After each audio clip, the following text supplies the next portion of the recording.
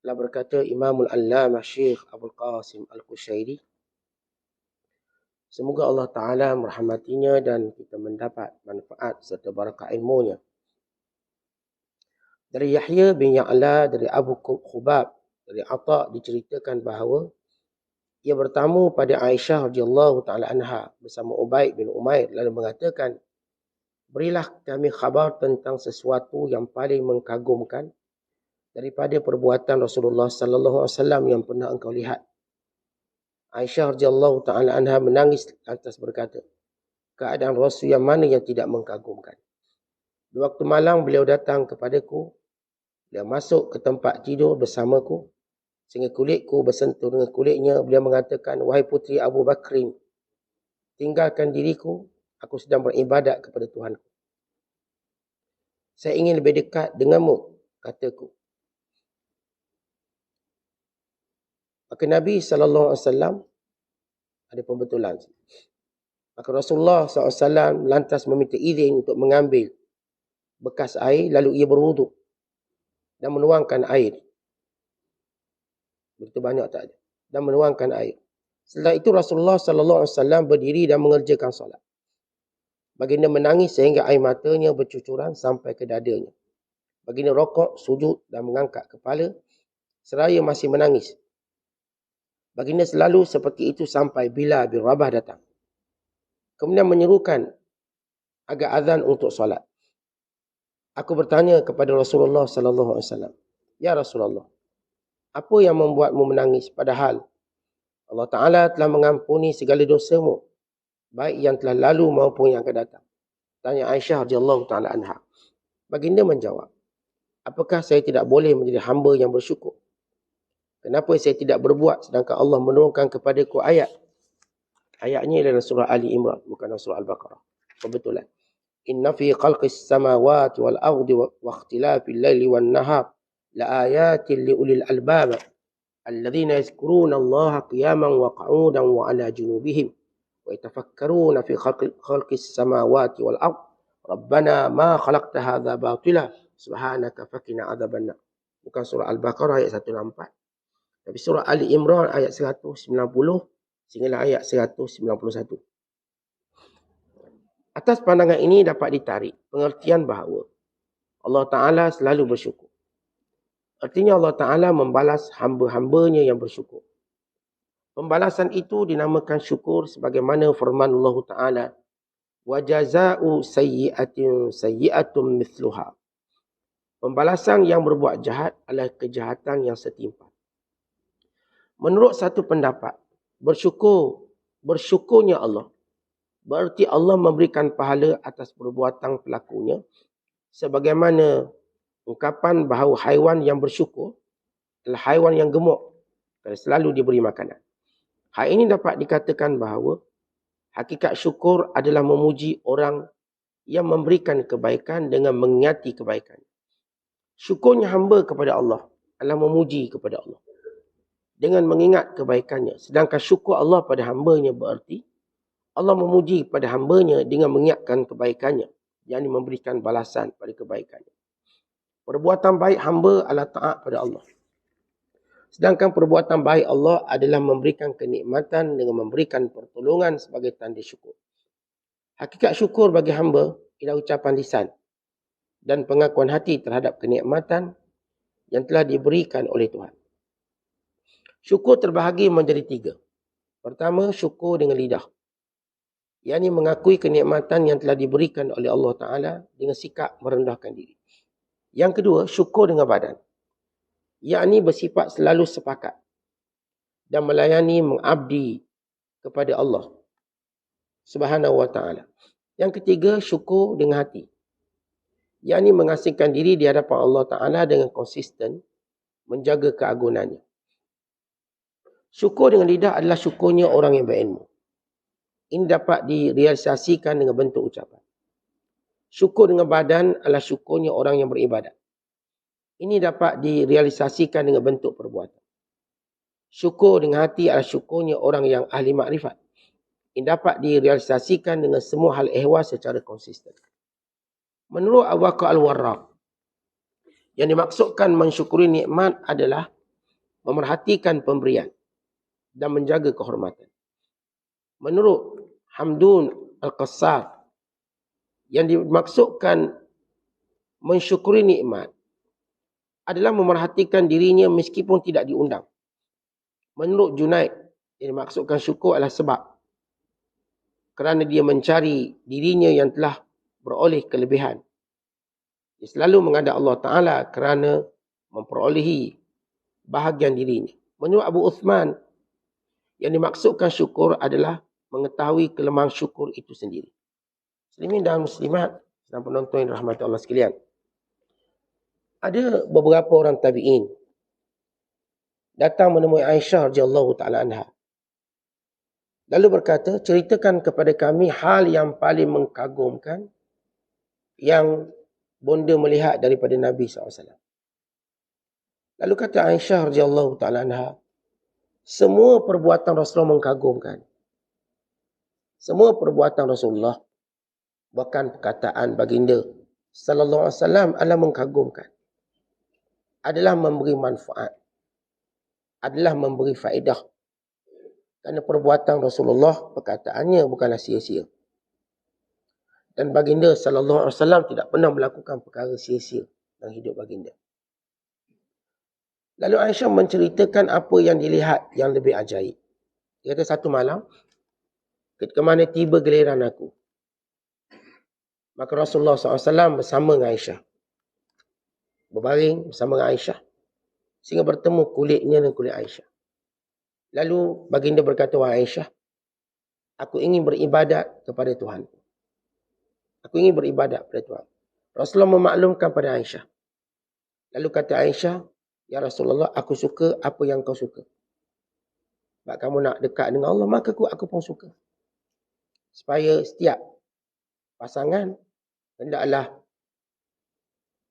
bergembira bila pasangan masing-masing ingin mendekatkan diri pada Allah. Dan tidak menghalangnya. Kerana dia akan mendapat pahala yang sama. Maka Rasulullah pun bangun. Meninggalkan Aisyah. Di pembaringannya.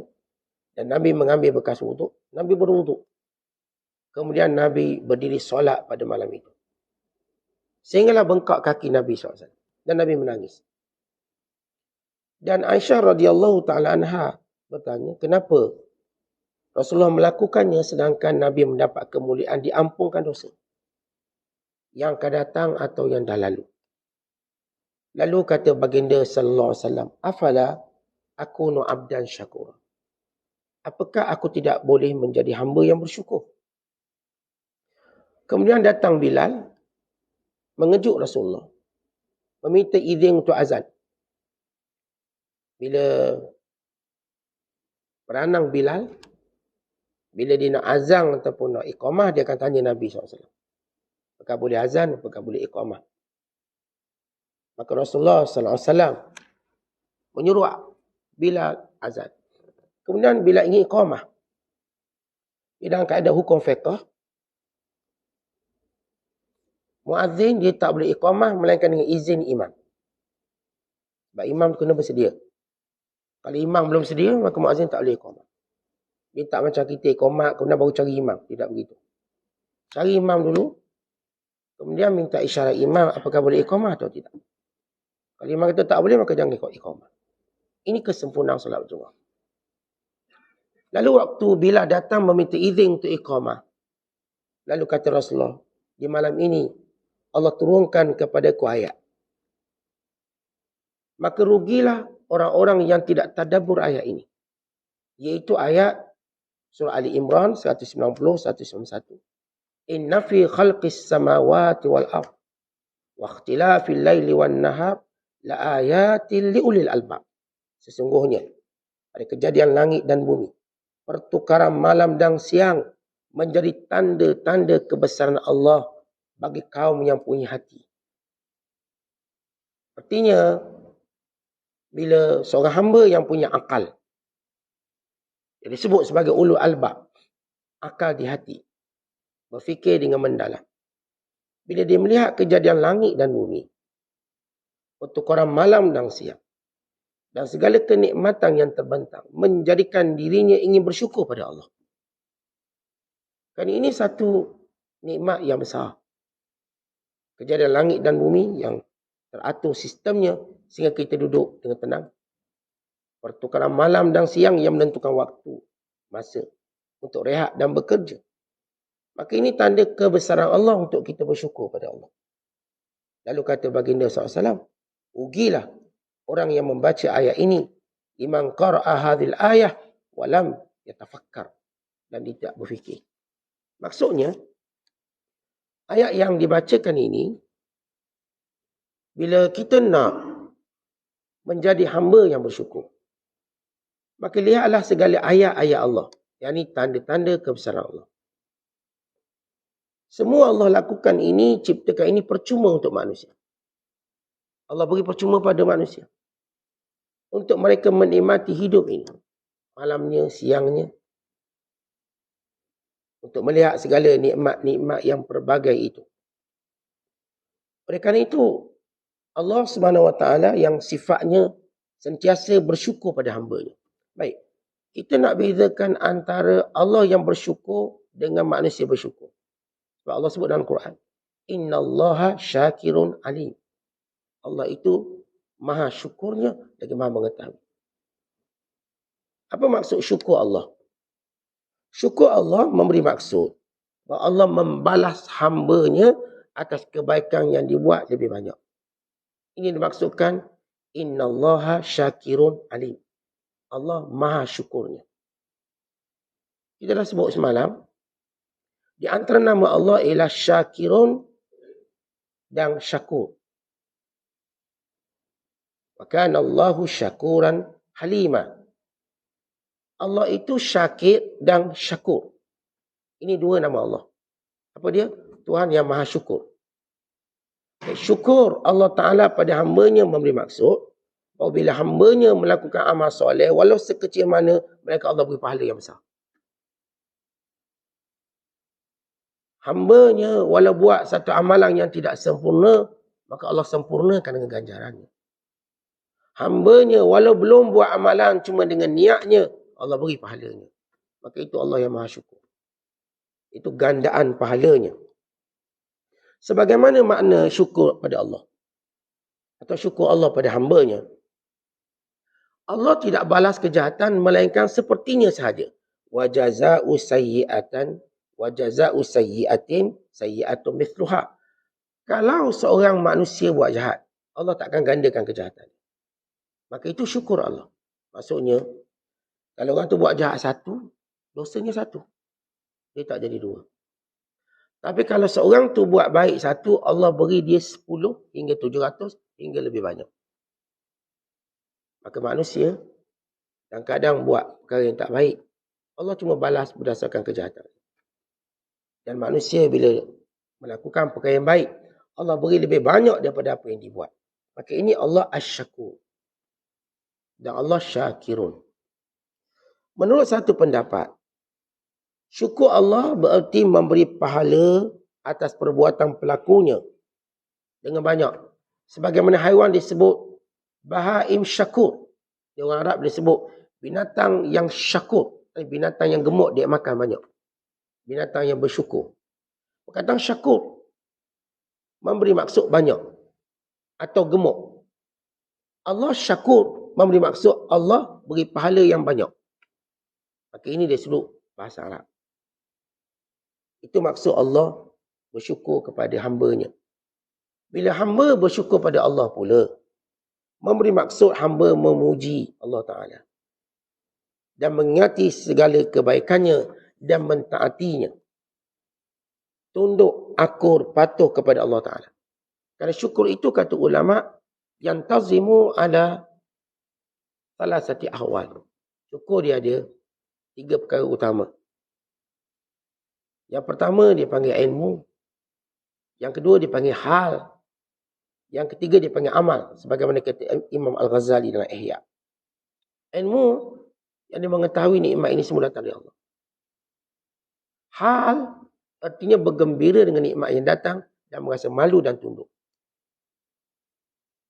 Dan amal memberi maksud ada refleksi melalui lidah, melalui hati melalui perbuatan dalam mentaati Allah. Maka ini kita panggilkan peraturan syukur kepada Allah Ta'ala. Bukan setengah ulama menyebut bahawa syukur itu dia ada 5 rukun utama. Rukun pertama ialah tunduk orang yang bersyukur kepada nikmat yang diberikan. Tunduk. Tunduk orang yang bersyukur kepada yang memberi nikmat dan tunduk pada Allah. Yang kedua, cinta orang yang bersyukur kepada yang memberi nikmat. Hubbuhu lahu, cinta. Dan yang ketiga, i'tirafuhu bi ni'mati, pengakuan nikmat yang datang dari Allah. Macam kita selalu ajar, setiap kali datang nikmat, kita sebut zalika min fadlillah. Ini kurnia Allah. Kita mengakui. Dan yang keempat, as-sana'u alaihi biha, puji. Nikmat Allah. Kalau Allah tak bagi nikmat ni, pasti saya tak akan dapat itu, dapat ini. Kalau Allah tak beri hidayah pada saya, pasti saya celaka. Kalau Allah tak bagi saya rezeki, pasti saya mati kering. Kita tak kata orang, Allah. Kalau Allah tak beri saya peluang, saya tertutup segala peluang. Kalau Allah tak tolong saya, siapa boleh tolong saya? Orang ni sentiasa memuji atas nikmat Allah. Dan rukun kelima, dia tidak menggunakannya melainkan apa yang Allah suka. Dia tak guna pada benda yang Allah tak suka. Baik, ini rukun kepada syukur pada Allah. Dalam 5 perkara. Pertama tadi kita sebut keadaan syukur. Ada 3. Ilmu kita, hal kita, amal kita. Kemudian kita menyebut tentang rukun syukur kepada Allah Subhanahu Wa Taala. Baik kata ulama, syukur terbahagi jadi 3. Maksud syukur tu ada 3 keadaannya. Pertama dengan lidah. Lalu mengaku nikmat yang diberikan oleh Allah dengan sikap merendah diri. Ini penting. Khudu'un lahu. Tuan-tuan sekalian kita, bila kita sebut syukur dengan lidah, sebagaimana kita selalu baca surah Ad-Duha, Allah berfirman, wa amma bi ni'mati rabbika fahaddits. Nikmat Allah sebut. Fudail bin Iyad. Satu hari dia bertemu dengan Sufyan bin Uyainah. Lalu mereka pun duduk malam itu sampai ke subuh. Mereka sembang sampai ke subuh. Apa yang mereka sembangkan? Masing-masing menceritakan nikmat Allah Ta'ala pada mereka.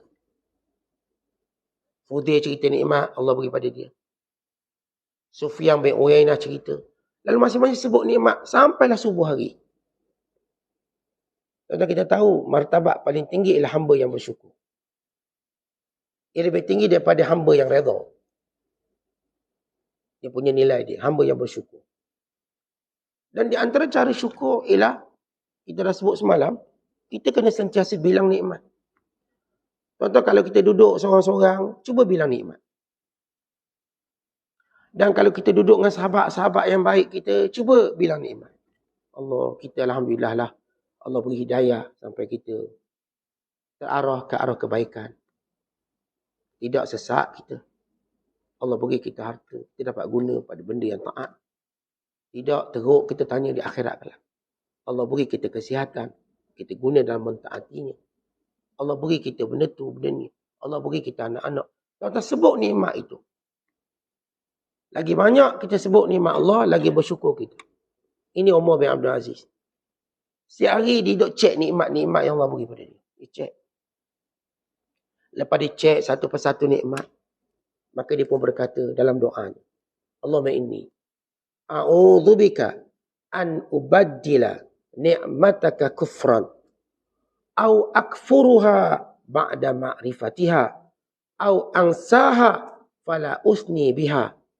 Maksudnya, ya Allah, aku berlindung kepadamu daripada menukar nikmat yang telah engkau berikan dengan kekufuran. Ini kau dah beri macam-macam nikmat. Aku berlindung padamu, ya Allah. Jangan sampai aku menukarkan nikmat ini pada kekufuran. Maksudnya, jangan sampai aku tak ingat nikmat yang Allah bagi ni. Sehingga aku kufur. Kenapa tak dapat tu, kenapa tak dapat ni. Tuan-tuan bercerita tak dapat tu, tak dapat ni, mendekati jalan kufur. Bercerita kata saya dapat tu, saya dapat ni, mendekati jalan iman yang sempurna. Sebab Yang kita dapat lebih banyak daripada yang kita tak dapat. Dan yang kita tak dapat tu belum tentu tak dapat. Kerana ada masa yang sesuai.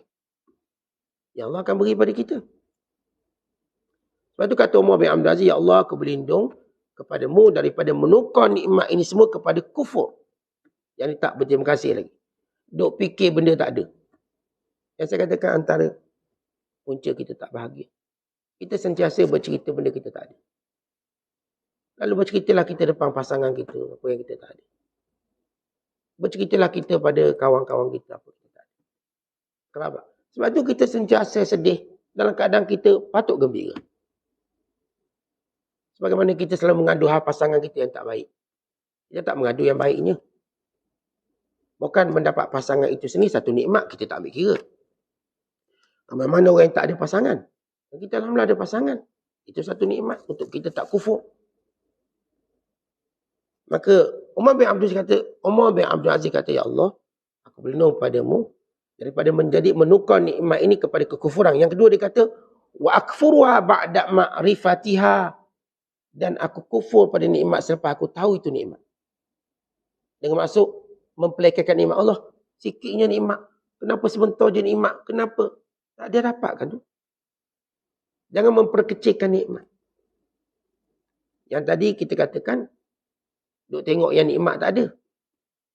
Yang ada lupa, maka itu kufur. Kufur nikmat. Yang kedua pula, dah tahu ini nikmat, tapi memperkecilkannya. Dah tahu ini nikmat. Kalau kita dapat makan, sedap dah, kenyang Allah, sedap dah kenyang. Tapi kalau dapat makan kepala kambing lagi sedap. Gitu. Padahal dapat dah tu nikmat, alhamdulillah dah. Ni, isteri kita masak tom yam. Alhamdulillah nikmat dah boleh makan. Kita berkata kalau masak kari kepala ikan lagi sedap. Maksudnya yang ni kita tak tengok, kita memperkecilkannya. Bukan nak terima kasih dulu. Suami kita balik makanan. Nah, patutnya sebut alhamdulillah dulu, syukur. Tak. Lah ingat balik burger. Ibu balik kuih je kata je. Padahal habis juga makan. Cicing. Maka ini dinamakan sebagai kufur selepas tahu itu nikmat. Kata itu kan nikmat. Kata para sahabat. Mereka ni kalau diberi kuah sahaja pun mereka bersyukur. Dapat kuah je. Jangan kata dapat isi ni kuah-kuah. Bila Rasulullah kata kepada Abu Dhar, ya Abu Dhar, iza tabakhta fa'akthir ma'aha au marakaha. Abu Dhar, kalau kau masak, banyakkan kuah. Beri kuah ke jiran. Maka Abu Dhar, Allah Ta'ala bila masak, kuah dia banyak. Dia pun beri kuah. Kuah tu bolehlah cicah roti. Kadang-kadang kita isi tu tak bayar pun tak apa. Kuah banyak. Kita boleh buat cicah roti, boleh hiruk. Macam kuah sup, boleh hiruk. Kuah kari boleh cicah roti, cicah lempeng, jemput-jemput. Maka Abu Dhar dimasak, dibanyakkan kuah dibagi. Sahabat-sahabat, mereka cukup gembira hanya dengan hadiah kuah. Ini yang kita sebut kata-kata Umar bin Abdul Aziz. Au akfurha ba'da ma'rifatiha. Atau aku kufur sesudah aku tahu ini nikmat. Yang ini memperkecilkan nikmat. Tuan-tuan, nikmat ni, dia datang macam mana pun jangan kecilkannya. Orang bagi sikit, sikitnya. Bukan cukup ni, memperkecilkan. Kadang kita makan, cukup. Kalau kita makan, cukup. Baca bismillah kita makan. InsyaAllah cukup. Tapi perangai memperkecilkan nikmat. Menghilangkan keberkatan nikmat. Kalau hari ni nikmat apa pun datang pada kita. Atas RM1.2 je kita dapat. Kita meniaga, ini dapat RM1.2. Alhamdulillah. Hari ni kita mengair ikan, dapat anak ikan je. Anak gelama je dapat. Boleh buat ikan masin seekor. Alhamdulillah. Kalau hari ni kita pergi tuai hasil tanaman. Pergi tuai petai, dapat misalnya 3 je. 3 tangkai je. Alhamdulillah. Hari ni kita tunggu durian. Dapat 2 biji je. Maka alhamdulillah. Hari ni kita tuai madu misalnya. Dapat 2 botol je. Alhamdulillah. Jangan kufur sebab kita tahu ini nikmat. Walaupun sekecil mana nikmat. Sebab itu dalam hadis Nabi kata apa?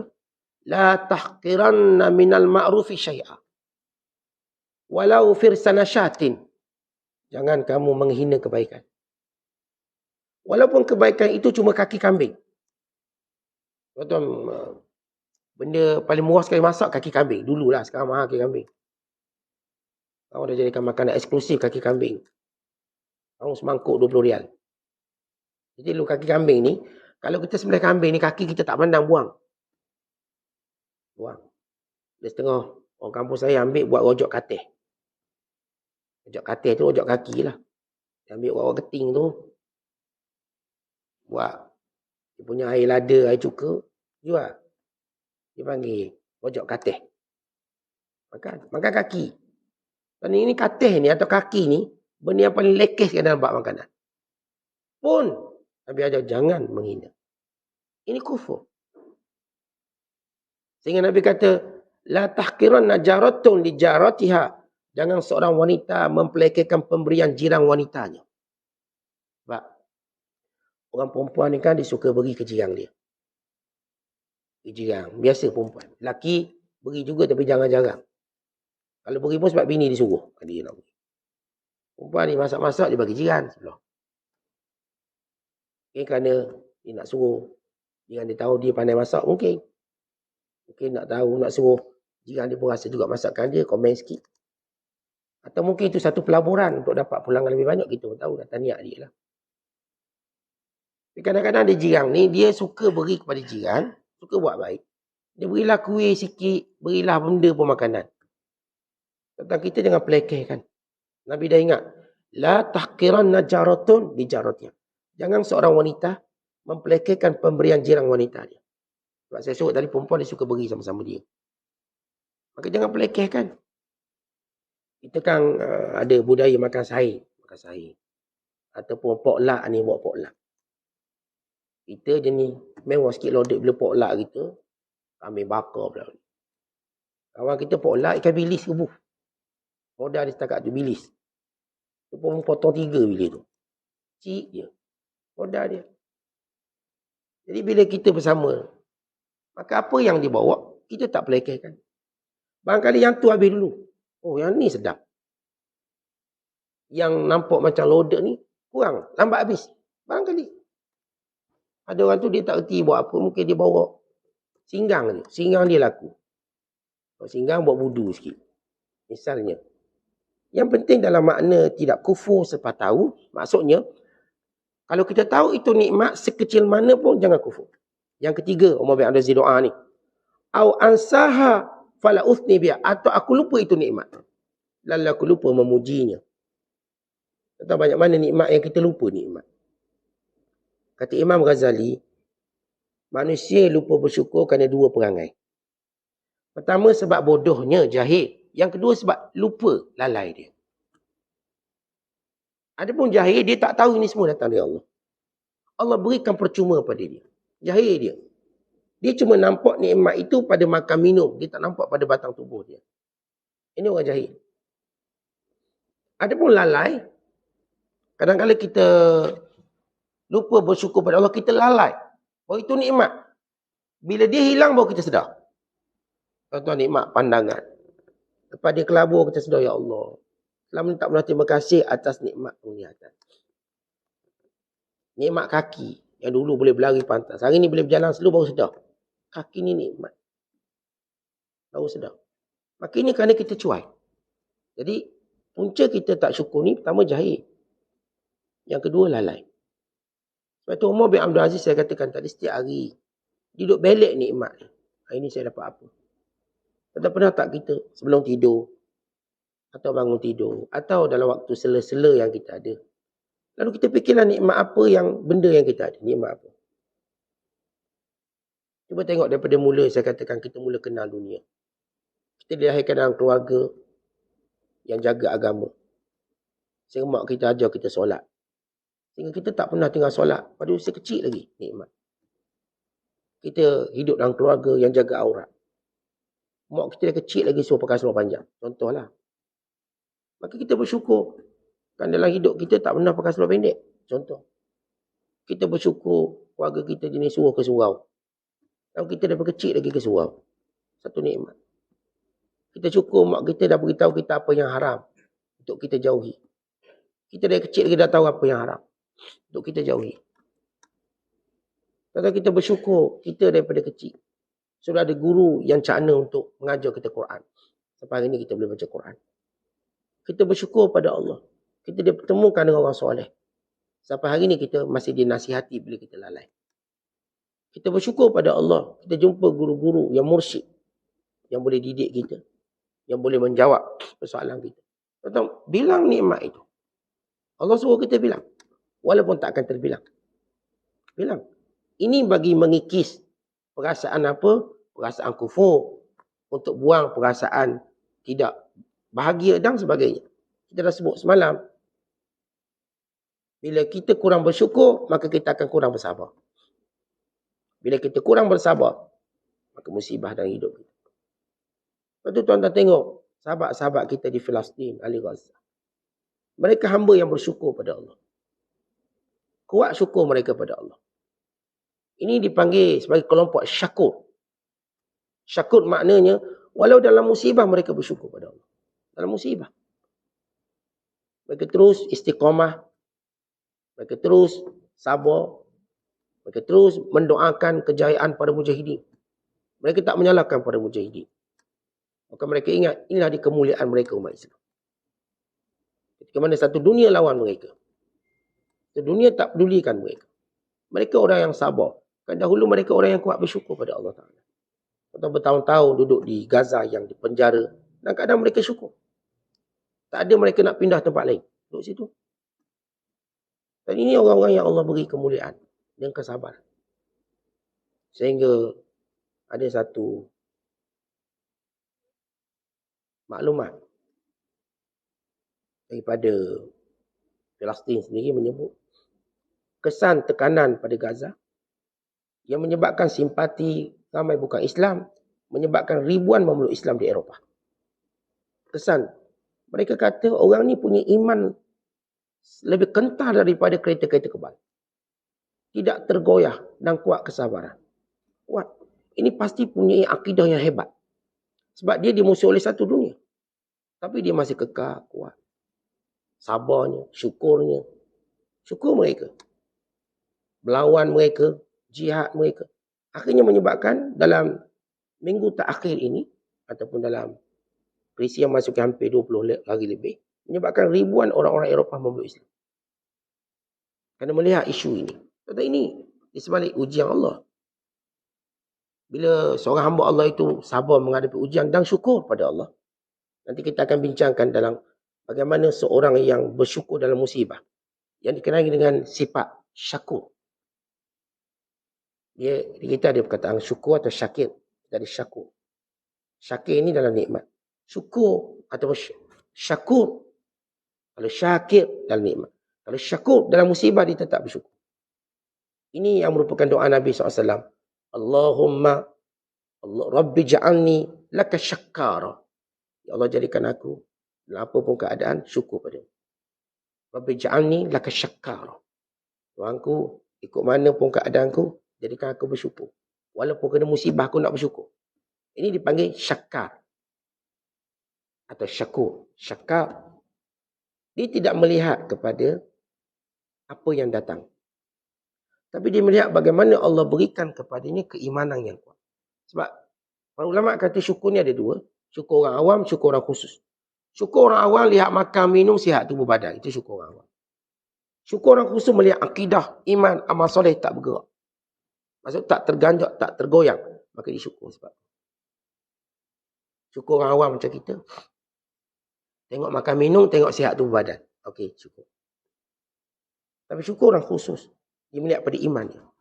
Kalau iman dia tak terjejas. Dan agamanya tak terjejas. Itu yang menjadikan dia bersyukur pada Allah. Biar yang lain tak apa. Sebab yang ni tiada galang ganti. Kehebatan iman kepada Allah SWT. Kemudian kita lihat bagaimana dalam makna syukur tadi yang kita sebut. Kita patut duduk setiap hari fikir nikmat apa kita dapat pagi ni. Atau semalam. Lupakan musibah. Lupakan menyebut musibah. Apatah lagi menyebutnya kepada orang lain. Cuba cerita nikmat. Dan belajar cerita nikmat. Bukan kerana berbangga, tetapi kerana bersyukur. Bangga lain, syukur lain. Dia sebut nikmat. Ini menjadi suatu wirid kita.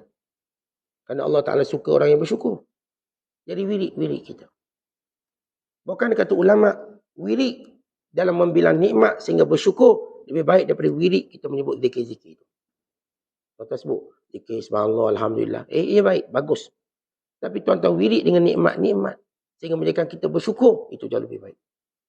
Itu menjadikan kita lebih dekat dengan Allah. Kadang-kadang ramai orang dia zikir macam-macam. 5,000, 10,000. Tapi dia tak pernah lagi melalui fasa syukur sebenar pada Allah. Ada je benda tak kena. Ada je benda dia tak puas hati dengan nikmat yang Allah bagi. Walau zikir banyak, kadang-kadang baca Quran pun banyak. Tapi bila sikit diuji, dia seperti macam tak ada apa-apa nikmat. Dia lupa nikmat. Maka orang macam ni musibah besar pada agama. Tapi bila kita syukur, bukan nikmat tu yang hebat, syukur tu yang hebat. Dalam hadis Nabi kata apa? Ma an'amallahu ala 'abdin ni'matan fahamidallaha 'alaiha illa kana dzalikal hamd afdala min tilka ni'mah, rawahu Tabrani. Tidak ada satu nikmat yang Allah beri pada hamba, lalu hamba itu bersyukur pada Allah, melainkan syukur itu lebih baik daripada nikmat itu. Sebab itu tuan-tuan dalam hadis Nabi kata apa? Nabi kata at-ta'am. Nabi kata at-ta'imus syakiru lahu mislu ajri sa'imis sabiri. Orang yang makan lalu bersyukur, pahalanya macam orang berpuasa lalu sabar. Hadis yang dikeluarkan oleh Imam Ahmad dan Tirmizi. Nabi kata, kita ni kalau makan lalu bersyukur, pahala dia macam orang puasa. Kita makan lalu alhamdulillah, syukur. Pahalanya macam orang puasa di tengah panas terik hari. Kita bayangkan, kadang-kadang kita makan tapi pahala kita macam orang puasa. Dengan sebab syukur tadi. Dengan sebab syukur. Kan itu syukur, kita katakan, dia yang menjadi hebat berbanding nikmat. Nikmat cuma biasa sebagai ujian. Syukur itu hasil dia. Contoh kita kalau tengok pokok, yang kita nak tengok hasilnya buahnya. Buahnya. Nikmat yang Allah bagi ni tuan-tuan. Nikmat anak, nikmat suami, nikmat isteri, nikmat rumah. Ni nikmat. Nikmat ini menjadi bernilai bila ia bersyukur. Bukan bila dia cuma ada nikmat tu. Bila dia syukur je, syukur itulah yang hebat. Bukan nikmat tu hebat. Tuan-tuan, bukan rumah besar tu yang hebat. Bukan duit banyak tu hebat. Tapi syukur tu yang hebat. Sebab itu orang kaya yang bersyukur lebih baik daripada orang miskin yang bersabar. Kenapa? Kita dah sebut semalam. Sabar ni ikut mana pun last kali sabar juga. Tapi syukur ni, dia tak ada last kali syukur juga. Tak. Dia tak semudah itu. Sehingga dia melihat segala sifat pemurah Allah padanya. Dia melihat betapa dia tak layak mendapat nikmat itu. Tapi Allah beri padanya. Ini mendatangkan rasa malu dan syukur. Jadi para ulama dalam mendefinisikan syukur, mereka menyatakan bahawa yang dimaksudkan mensyukuri nikmat adalah memerhatikan pemberian dan menjaga kehormatan. Baik kata Abu Bakar Warraq, apa itu namanya syukur? Kita perhati pemberian itu. Daripada siapa? Allah. Bukan kita melihat benda tu, tapi siapa yang bagi. Tuan-tuan, kita ambil contoh mudah lah. Sama tak kalau sultan bagi, dengan menteri besar bagi, dengan DO bagi, dengan ketua jawatan bagi, dengan ketua kampung bagi. Mereka yang berlainan status ini. Kalau yang beri tu sultan, walaupun sultan tu bagi kita gula-gula je, kita jauh lebih berbangga daripada ketua kampung yang bagi kita tanah 4 ekar.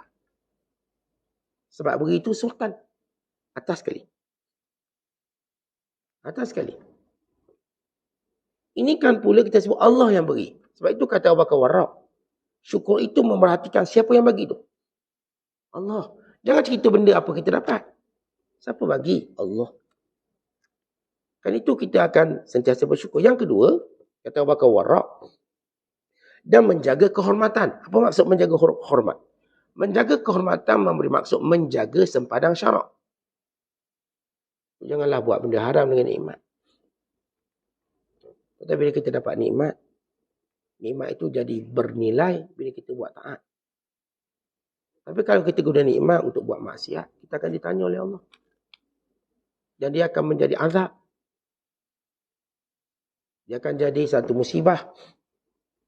Allah Ta'ala akan berkata akhirat kelak, bukankah aku telah menjadikan kamu menunggang kenderaan, kamu ada rumah, kamu ada isteri, aku kahwinkan kamu sekian-sekian. Kenapa kamu tidak taat kepadaku? Sebagaimana disebut dalam satu asar. Allah akan berkata kiamat kelak, bukankah aku berikan kamu kenderaan? Bukankah aku kahwinkan kamu? Bukankah aku beri kamu rumah? Maka di mana taat? Taat di mana? Jadi, bila kita nak sebut syukur, pertama melihat, bukan benda yang diberi, siapa yang memberi? Allah bagi. Sebenarnya saya bagi analogi tadi. Kalau sultan yang bagi, walau kecil pemberian, tuan-tuan akan lebih appreciate. Lebih menghargai. Sultan bagi CJ. Oh, seronok dah. Itu gambar tu paling besar sekali kat rumah. Banding ketua kampung bagi. Ketua kampung tu bakal gambar pakai kamera orang. Kalau sultan, kamera kita. Selfie pakai kamera kita. Maka lihat, siapa yang bagi nikmat. Kemudian, letak nikmat ini pada kehormatannya, pada kemuliaannya dengan mentaati Allah. Kata setengah ulama seperti Hamdun Al-Qassab. Yang dimaksudkan mensyukuri nikmat, memerhatikan dirinya meskipun tidak diundang. Maksudnya, dia tengok dirinya tak layak pun dapat. Tuan-tuan, layak ke kita dapat semua nikmat ini? Baik, anda kata, kita kata layak. Atas asas apa? Atas apa kita kata kita layak? Kerana asas ini juga dilakukan oleh orang lain. Baik, hari ini kita berjaya. Pangkat tinggi. Baik, apakah saya layak dapat pangkat tinggi? Saya kata atas nama syukur sebenar, saya kata saya tak layak. Allah bagi pada saya. Kerana kalau secara kerja, kawan saya kerja lagi bagus. Ada kat sahabat-sahabat saya, dia kerja lagi baik. Tapi kalau Allah nak bagi rezeki pada saya, baik kita meniaga, kita untung. Apakah kita rasa kita layak untung banding orang lain? Orang lain keluar lagi pagi kerja. Buat sekian-sekian. Kita kadang-kadang keluar lewat dah. Kerja main-main gitu. Tapi Allah bagi untung kita banyak. Lalu kita syukur pada Allah dengan melihat kita tak layak. Tapi Allah nak bagi. Tuan-tuan atas dunia ni, semua nikmat yang Allah bagi tak ada seorang pun layak. Melainkan Allah beri dengan kurniaannya. Tuan-tuan layak ke jadi manusia? Boleh Allah tukar tuan jadi katak. Jadi buaya. Tak apa asas kita layak jadi manusia? Tak ada asas. Melainkan Allah nak jadikan kita manusia. Maka ini fadlan wa takarruman minhu. Ini kurnia Allah. Atau kita layak ke jadi umur panjang sampai sekarang? Tuan-tuan yang dah masuk umur 70. Layak ke umur 70? Layak? Layak saya Ustaz. Kenapa layak? Ada orang yang jaga kesihatan lebih baik pada kita. Mati awal. Mati awal. Ada yang sihat. Ada yang bagus cara hidup dia. Makan berpantang. Mati. Apa asas kita kata kita layak hidup sampai umur kita sekarang? Melainkan ia kurnia Allah. Kurnia Allah. Kita tengok ada orang ni sakit jantung. Ada orang ni gout. Ada orang ni kena penyakit wabak tu, wabak ni. Dan semua ini, kita lihat bila Allah Ta'ala kurniakan kita dengan kelebihan-kelebihan, jangan pernah berfikir kita layak. Kita tak layak. Kalau kita rasa kita layak, kita tak akan dapat beri syukur sebenar pada Allah. Dan syukur sebenar dapat diberikan oleh orang yang rasa apa yang dapat dia tak layak. Dia katakan kalau hari ini kita ada ilmu, apakah kita layak dapat nikmat itu? Kita tak layak. Tapi Allah pilih kita nak bagi. Allah boleh bagi pada orang lain. Tak ada halangan apa. Hari ini kita lawa, muka lawa. Apa sebab kita layak muka kita lawa? Apa sebab? Tak ada sebab. Allah boleh tukar muka yang lawa tu menjadi seburuk-buruk muka. Sebab itu kita syukur pada Allah atas asal kita tak layak pun dapat, tapi Allah bagi. Tuan-tuan rasa macam mana? Tuan-tuan tak layak, tiba-tiba ada orang menghargai kita. Pasti kita akan rasa lebih bersyukur. Begitu waktu kita memandang nikmat Allah. Saya tak layak untuk sihat. Saya tak layak untuk panjang umur sampai sekarang. Saya tak layak untuk nikmat itu, nikmat ini. Melainkan Allah beri pada saya. Maka saya bersyukur pada Allah. Ini menjadikan lidah kita sentiasa basah. untuk berkata alhamdulillah. Alladzi bi ni'matihi tatimmus shalihat. Puji bagi Allah dengan segala nikmatnya, sempurnalah segala kebaikan. Alhamdulillah Allah beri saya umur panjang ni, dapatlah saya didik anak-anak saya. Alhamdulillah Allah beri saya umur sepanjang ini, dapatlah saya memperbanyakkan ketaatan saya kepada Allah. Alhamdulillah Allah Ta'ala beri saya umur sepanjang ni, dapatlah saya beri manfaat kepada orang lain. Tapi kalau Allah nak ambil saya sekarang, Allah boleh ambil. Dan saya tak ada perjanjian untuk menjadikan Allah tidak mengambil nyawa saya. Hatta para Nabi yang mulia, Allah Ta'ala sebut, innaka mayyit wa innahum mayyitun. Wahai Muhammad, engkau juga akan mati. Mereka semua akan mati. Tak ada seorang ambil satu perjanjian untuk umur sekian-sekian baru dia mati. Tak ada. Ajal kita tak tentukan. Bukan kita yang memilih umur untuk mati. Tapi Allah pilih. Bukan saya kata, saya akan mati umur 60, 70. Bukan saya yang pilih. Saya boleh cakap saya memang kosong boleh. Tapi bila sampai masanya Allah ambil. Ada orang yang umur 90 pun Allah tak nak ambil lagi. 100 pun tak nak ambil. Bukan kerana dia ada kelebihan. Allah nak beri pada dia sebagai ujian. Maka, tanda seorang itu bersyukur, dia tidak pernah melihat ada nikmat dia layak. Kalau kita rasa macam tu tuan-tuan sekalian, maka barulah kita akan bersyukur. Kata Abu Usman, yang dimaksudkan, kata Junaid al-Baghdadi, yang dimaksudkan syukur adalah sebab kerana dia mencari dirinya yang telah memperolehi kelebihan. Artinya, maksud syukur, kerana dia syukurlah Allah beri dia kelebihan.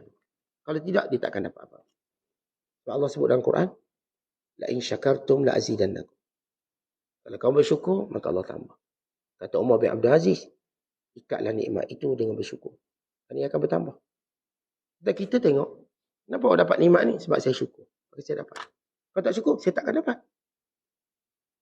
Sebab tu tuan-tuan, bila kita melihat nikmat-nikmat yang hilang, kenapa dia hilang? Kerana bocor pada sifat syukur. Kerana sifat syukur itu tidak ditegakkan dengan sebenarnya. Kerana jaring syukur itu tidak utuh, lalu ia pun bocor.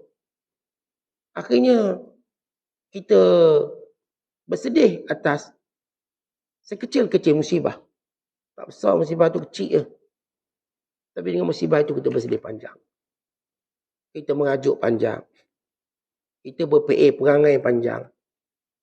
Lepas tu kita lihat kerenah-kerenah kita yang bersifat cerewet-cerewet. Misalnya, semuanya datang daripada lemahnya sifat syukur. Itu kita nak fikir macam mana perkasakan syukur. Kita dah beri contoh doa Umar bin Abdul Aziz amalkan. Yang kedua, buat macam Fudail bin Iyad dengan Sufyan bin Uyainah. Duduk sembang cerita bab nikmat. Ceritakan nikmat apa yang kamu dapat. Alhamdulillah saya dapat ni. Allah bagi. Bukan saya, Allah bagi. Dan orang-orang macam ni, Allah tambah nikmat. Kata Abu Usman, yang dimaksudkan syukur adalah mengetahui kelemahan syukur itu sendiri. Tuan-tuan sekalian, Allah beri kita nikmat. Dan Allah yang ilhamkan kita syukur. Allah yang ilhamkan kita syukur. Allah yang bantu kita syukur. Sebab itu kita doa, Allahumma aini ala zikrika wa syukrika. Ya Allah, tolonglah aku untuk sentiasa ingat padamu dan bersyukur padamu. Maka kita melihat syukur kita tidak sempurna. Bila kita dapat satu nikmat, kita syukur tapi kita tahu syukur ni tak sempurna. Saya malu. Waktu saya bersyukur, berkata saya syukur pada Allah. Tapi kadang-kadang syukur tadi tidak sempurna. Saya tahu. Saya tak guna nikmat ini dengan sebaiknya. Saya tidak mengucap dengan seikhlasnya. Saya tahu. Maka kita melihat kelemahan pada ucapan syukur kita. Maka ini tanda orang bersyukur. Syukur tu bukan melihat kita sempurna. Mereka melihat kelemahan-kelemahan pada diri kita. Kerana Allah suka orang yang berbicara tentang kelemahan dirinya di hadapan Allah. Kata kita tak ada apa-apa. Kita doa, ya Allah, aku tak ada apa-apa. Aku datang dalam keadaan kosong. Engkau yang memberikanku segala-galanya. Dan kalau engkau ingin mengambilnya, Allah, tiada halangan untuk engkau berbuat demikian. Aku memperolehinya dengan kurniaanmu, bukan dengan kelayakanku. Bukan dengan perjanjianku. Aku mendapatnya dengan sifat pemurahmu. Ya Allah, kalau engkau jadikan aku tanah, pasir, kau jadikan aku binatang. Engkau tak pernah dipersoalkan, ya Allah. Allah, kalau engkau campurkan aku dalam neraka, engkau tak akan dipersoalkan. Kerana engkau berkuasa atas tiap sesuatu. Maka kita melihat diri kita, tuan-tuan, seperti zabalah. Hanya plastik sampah. Tempat selayaknya. Itu kita depan Allah. Lagi kita melihat diri kita rendah di hadapan Allah. Maka lagi itulah Allah angkat. Dan ini disebut dalam hadis. Man tawadhu'a lillah rafa'ahullah. Siapa yang merendah diri kepada Allah, Allah angkat. Tak ada tempat yang paling layak kita merendah diri melainkan di hadapan Allah. Dan di hadapan Allah, cerita kita tak ada apa. Yang ini saya katakan, saya ada ilmu, saya ada kekuatan, saya ada kecantikan, saya ada kekayaan. Semua ini tak ada apa-apa kalau Allah nak ambil balik. Allah boleh ambil sekelip mata. Bukan lebih cepat pada sekelip mata. Dan saya dah tengok benda tu dalam kehidupan saya. Sekelip mata Allah ambil kecantikan. Sekelip mata Allah ambil kekayaan. Sekelip mata Allah ambil kekuatan. Sekelip mata Allah ambil kuasa. Sekelip mata Allah ambil segala-galanya Allah nak ambil. Dan Allah boleh beri juga sekelip mata. Lepas tu saya rasa saya tak layak. Padahal ini daripada kurnia Allah. Dan itulah datang syukur. Dengan datang rasa lemah diri kita. Dan syukur itu sendiri kita katakan, Allah yang ilhamkan kita bersyukur. Kalau Allah tak jadikan kita bersyukur, nescaya kita akan lalai. Wallahu a'lam. Assalamualaikum.